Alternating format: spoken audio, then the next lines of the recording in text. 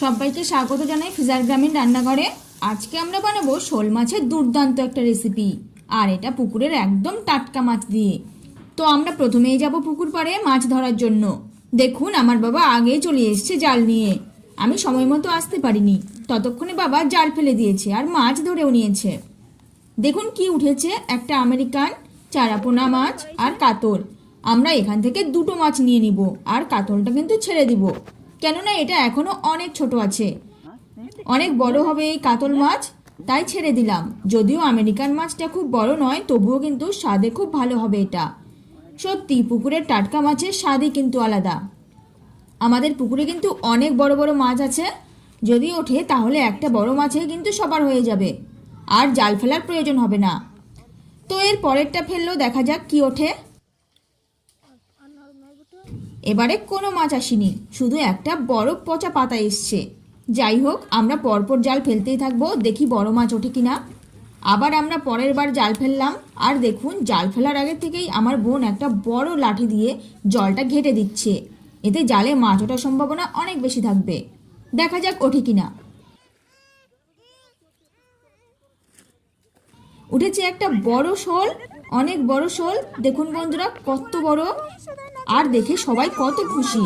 এই দেখ মুই যে বলানি খাইতো না আমার বলানি খাইতো না উঠলি হ্যাঁ ওই না বল উঠি না মুই গেল কিন্তু বড় আসল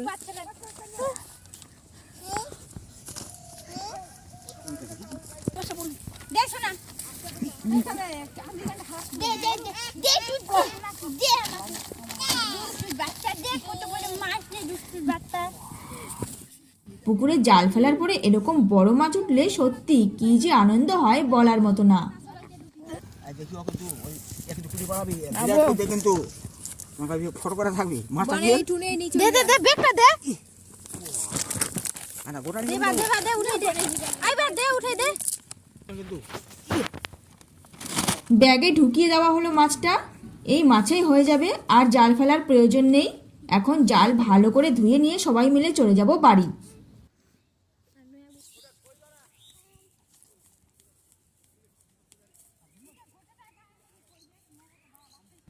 তো আমরা চলে এসেছি বাড়ি, আর ব্যাগ থেকে মাছ ঢেলে দিয়েছি। এটা এখন আমি ভালো করে আঁশ ছাড়িয়ে পরিষ্কার করে নিব। দেখুন মাছ কাটতে বসে গেছি।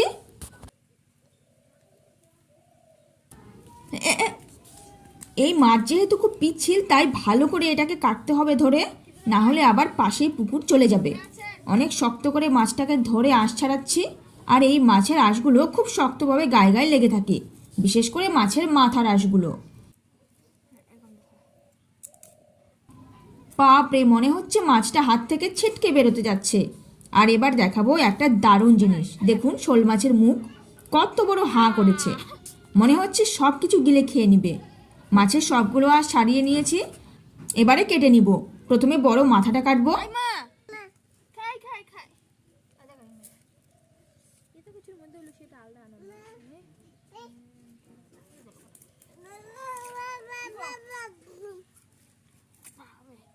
সবগুলোই আমি রাউন্ড পিস করব। রাহাত আসো আসো আসো আসো এই যে ভাত। পুরো মাছটাকেই গোল গোল পিস করে কেটে নিয়েছি। 9টা পিস হয়েছে মোট, মাথা আর লেজ আছে। তো এইগুলো এখন ধুয়ে বেছে পরিষ্কার করে ফিরে আসছি আমি কিছুক্ষণ পরে। তো অনেকক্ষণ পরে আমি ফিরে আসলাম, আর উনুনে ধরিয়ে নিয়েছি। এবারে উনুনে দিয়ে দেবো একটা কড়াই বসিয়ে, আর দেবো তেল। তেল ভালো করে গরম করে মাছ দিয়ে দিয়েছি। মাছ আমি নুন হলুদ মাখিয়ে দিয়ে দিয়েছিলাম। মাছ ভালো করে ভেজে নিয়েছি, খুব কড়া করে ভাজিনি। তুলে নিব মাছগুলো, শুধুমাত্র পিসগুলো তুলে নিব। মাথাটা কিন্তু আরও ভালো করে ভাজা হবে, যেহেতু বড় মাথা একটু সময় লাগবে ভাজতে।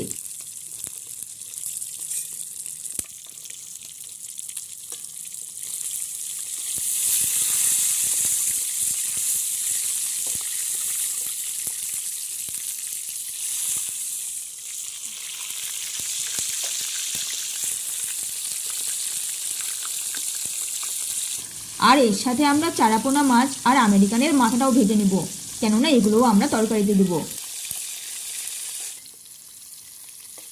সব ভাজা হয়ে গেছে, এবারে তুলে নিব। দেখুন ভাজা মাছগুলো কত সুন্দর লাগছে দেখতে।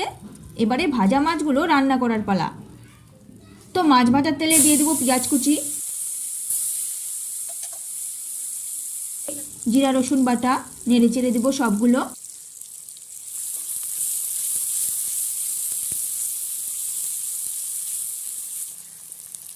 দিলাম সামান্য 5 ফোড়ন, হলুদ গুঁড়ো, নুন। এবারে নাড়তে থাকবো।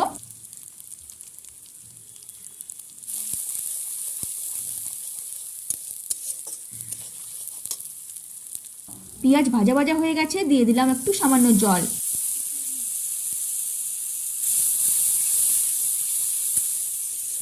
এবারে দিব লঙ্কা গুঁড়ো আর দিয়ে দিব একটা গোটা টমেটো কুচি, আর সাথে সাথে দিব ঢাকা। কিছুক্ষণের মধ্যেই টমেটো গলে যাবে।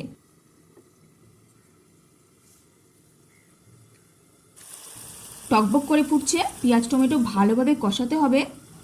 আবার ঢাকা দিয়ে দিব, একটু করে জল দেবো আর কষবো।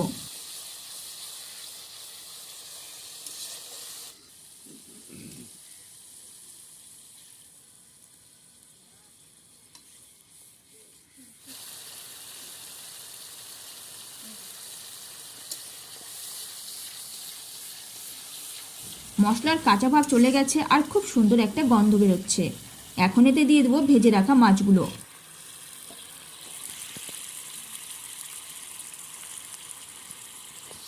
মাছ সহ মশলা একটু নেড়ে চেড়ে দিব।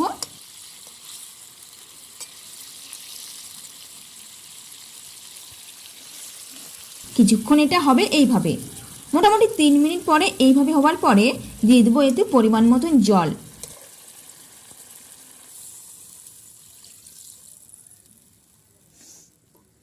আর দিব ধনেপাতা কুচি।